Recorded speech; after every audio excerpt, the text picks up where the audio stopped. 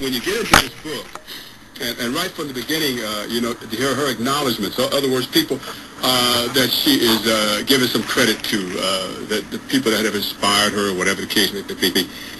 And it seems like almost everybody in Buffalo.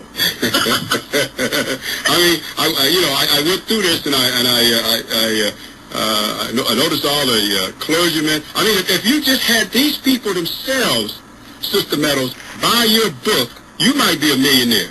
Well, I'm hoping that they're going to do just that. Yeah. They're going to remember me. Yeah. Certainly, I love Buffalo. Buffalo is home. Okay. Well, no matter where we go, Buffalo is near and dear to our hearts. Okay. Let me just announce your book here. The title of the book is The Blessedness of Believing. The Blessedness of Believing. A devotional journey of life, lessons, and God promises. Yeah. Okay, and it is that, and I'll talk a little bit more about it. And one of the persons that you acknowledge here is going to be my guest later on, Stephanie Barber. She's now, the chairperson of the Hammond Park Association.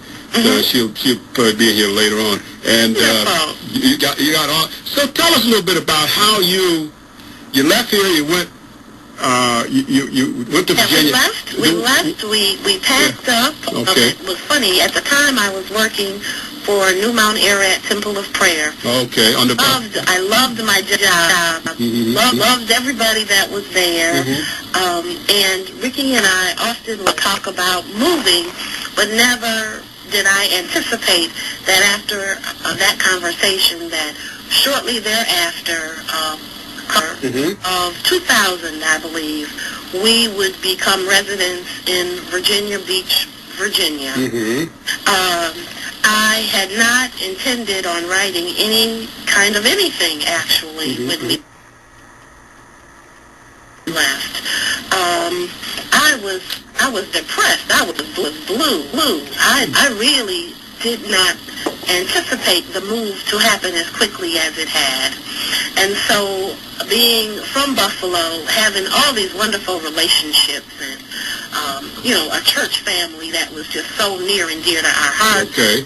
Just active in everything we were doing, loving life in Buffalo. 40 years old, newly married, and I tell you, when we got there, lived in a great place, but I remember asking my husband this particular question: tell me again what God told you.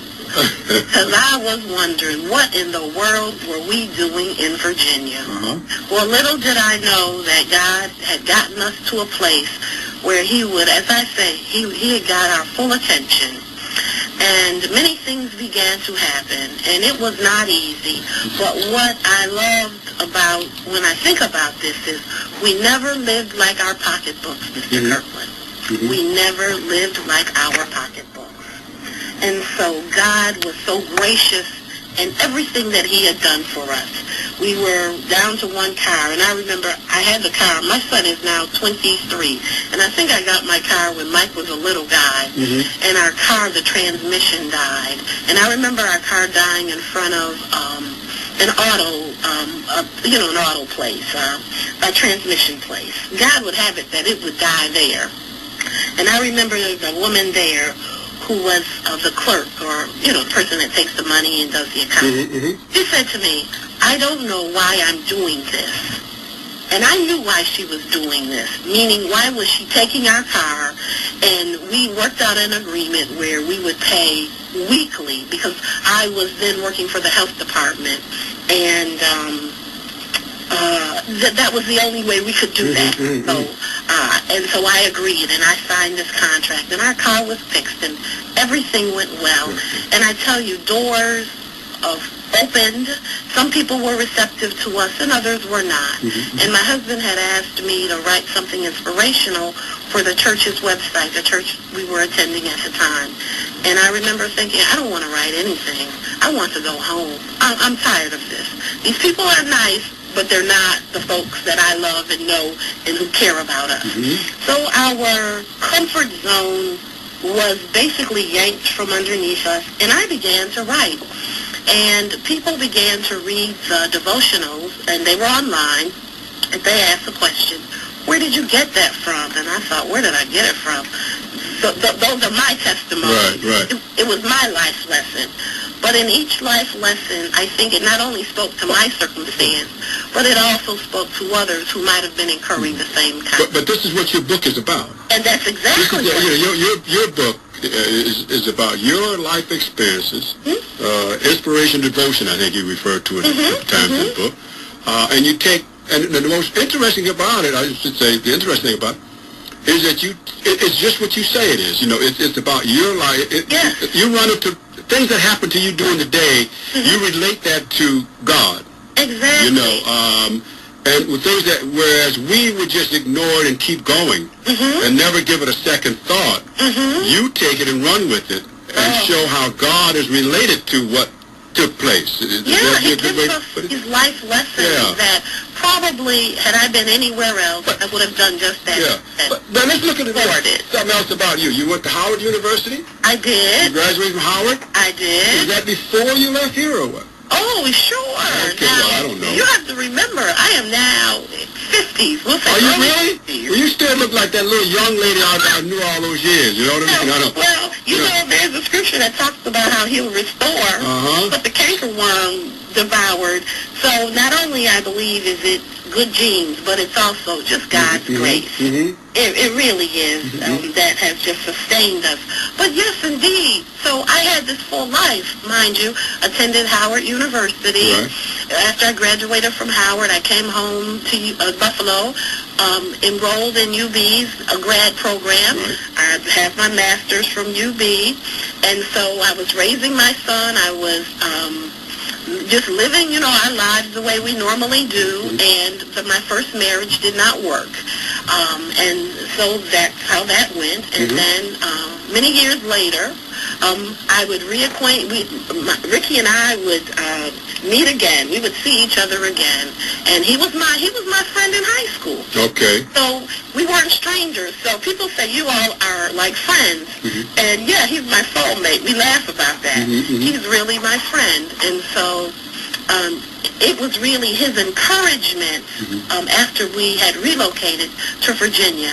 And I think he saw something in me that I probably hadn't even thought about. The ability to be able to encourage. And I love writing. And so this book has spurred on so many other wonderful opportunities for me to write and create. Let me just read a part of something here in your book, and I go, just to give people a little flavor. During my return visit to Buffalo, Vivian, and that's Vivian Reed you're referring to, shared a CD with me. This was a greater gift than she knew. I remember sitting in her hair salon and hearing her say, "Sister Linda, when I hear this gospel jazz CD, it's blessed me, and I thought of you." She then presented me with the spiritual smoothing music. Excitement is an understatement of what I felt. I was honored that during my alone time in Virginia, many miles away, someone was praying and thinking of my family and me. It had been a year since I had returned to Buffalo. There were more prayers sent up than I realized. And that was your feeling toward Buffalo. Oh, my gosh. Oh, it brings tears. Let me ask you this. Why do you think you would have feelings of that nature when there are so many other people out here who feel the opposite? Well, that Buffalo is a crime-ridden, high unemployment area, those kinds of things. Okay? But Buffalo is also a place with magnificent people, a rich history, a beautiful culture, pride in who we are as individuals. I'll talk about family. Well, that's the very essence of family. When I think of Buffalo, I think of growing up with nurturing, caring individuals who were extended family. So we would call them Big Mama and Big Daddy, and I write about them. My mother and father